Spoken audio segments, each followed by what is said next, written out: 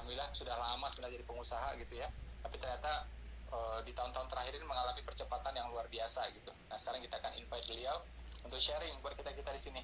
Ya dari Madiun sudah, Sragen sudah, Jakarta sudah, Jambi, nah sekarang Pekanbaru. Assalamualaikum Kak Riri.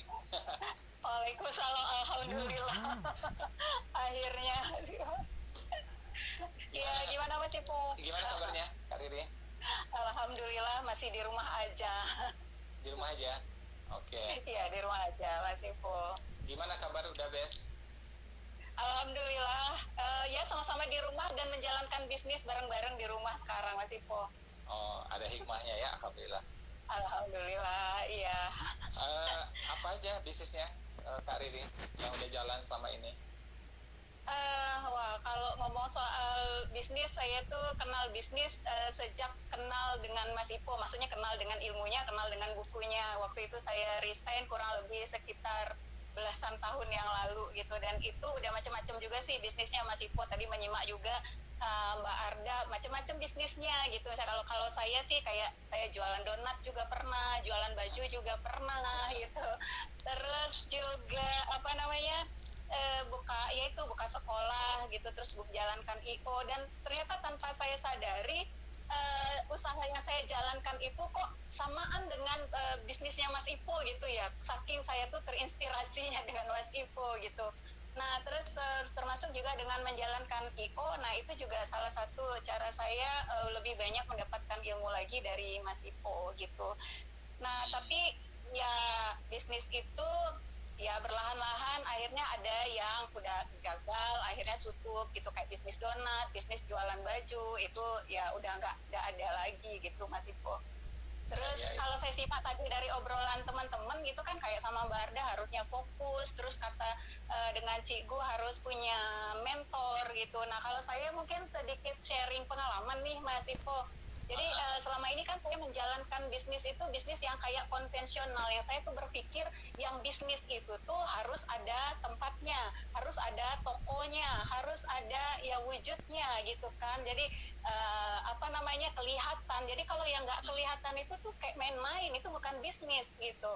Nah cuman akhirnya pelajaran yang saya dapatkan ternyata benar, kalau kita sebagai pemula itu semestinya bisnisnya itu yang benar-benar simple aja, jangan deh yang sampai kayak harus kita cari tempat, sewa ruko atau sewa rumah untuk tempat bisnisnya, atau produksi, rekrut karyawan, training karyawan, belum lagi mikirin trik-trik marketingnya, dan semua itu sangat kompleks gitu permasalahannya, dan bagi pemula itu tidak mudah, sehingga akan membuat kita benar-benar jatuh bangun. Dan ya kalau kita tangguh, ya kalau kita punya mentor, kalau enggak ya itulah yang awal dari kegagalan kita.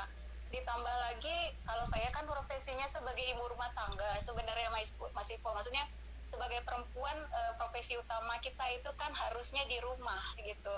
Nah kadang-kadang kita suka rancu, iya saya kan bisnis di rumah, bikin masakannya di rumah, produksinya di rumah gitu, cuman wujudnya kita di rumah, tapi perhatian dan hati kita nggak di rumah. Jadi sampai akhirnya saya ketemu dengan bisnis yang membuat saya berpikir, wow, kalau seandainya bisnis seperti ini saya temukan sejak belasan tahun dulu saya resign, itu tuh udah jadi kayak apa saya sekarang gitu. Nggak perlu harus yang jatuh bangun berdarah-darah membangun bisnis sampai belasan tahun gitu, karena ketemu bisnis yang sekarang itu benar-benar yang sangat simple.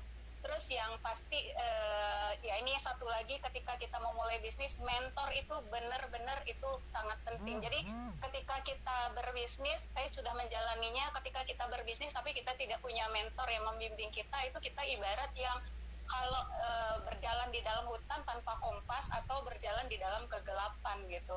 Mau ada lubang, mau ada lumpur, mau ada becek, itu kecebur aja gitu. Jadi nggak tahu arahnya gitu sih Mas Ipo. Ya, bagi teman-teman ya yang baru bergabung, ini namanya Kak Riri, beliau domisili di Pekanbaru ya. Beliau ada usaha IO, ada juga spa, ada juga SD, sekolah gitu ya, ada juga produk kesehatan ya. Jadi ini berdasarkan pengalaman beliau ya, macam-macam bisnis ya selama belasan tahun gitu ya. Dan akhirnya menyimpulkan bahwa produk harus ada, tapi tidak harus diproduksi sendiri gitu. ya. Jadi Iya. produk itu tidak apa ya, tidak harus kita yang mikirin sampai mumet gitu ya, bagaimana produksinya, bagaimana brandingnya, bagaimana deliverynya, nggak harus gitu. Nah kita bisa mulai kan, contoh kayak teman-teman ya, misalnya lihat kayak Toyota ya, ada yang namanya pabrik Toyota, ini pengusaha gitu.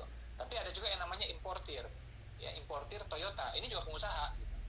Ya ada lagi yang showroomnya, dealernya, ini juga pengusaha, semuanya pengusaha.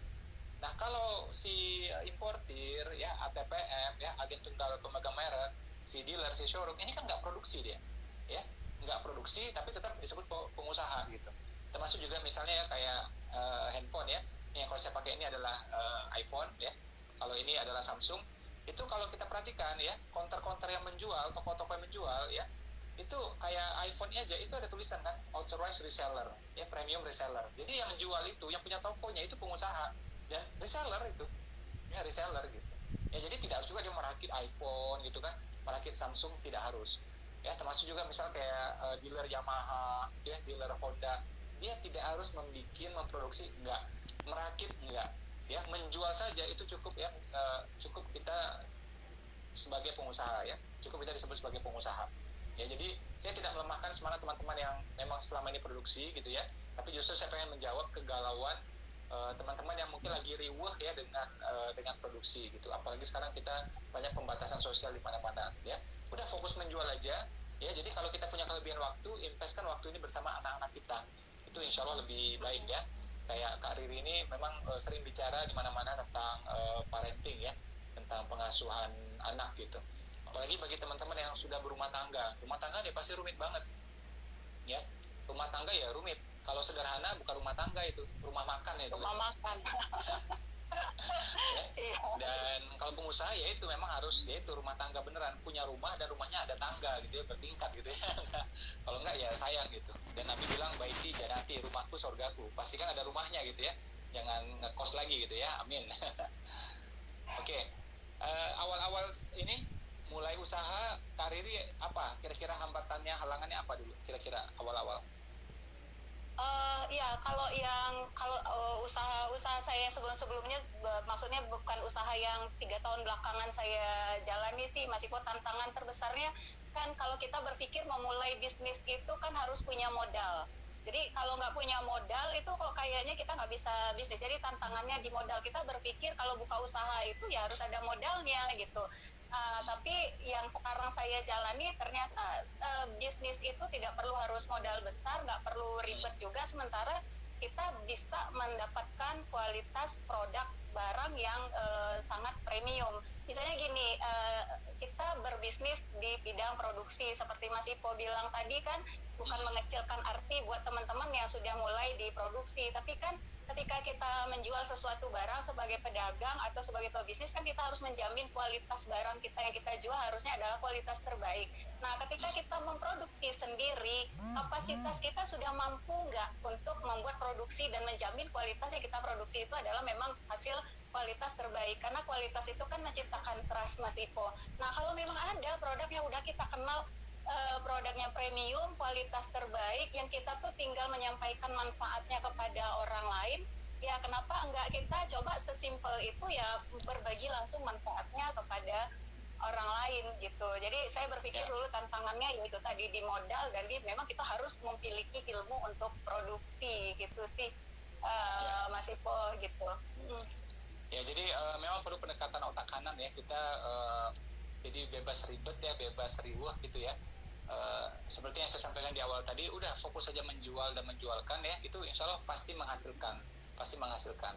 Tapi kalau kita habiskan waktu, energi untuk produksi, itu juga cost-nya lumayan, energi juga lumayan. Oke, mungkin itu materi terakhir buat sore ini, buat teman-teman semuanya ya. Mudah-mudahan bermanfaat, dan sebaik-baiknya ilmu adalah ilmu yang diamalkan. Apapun bisnis teman-teman atau apapun pilihannya ya, kita insya Allah saling mendukung, saling mendoakan ya.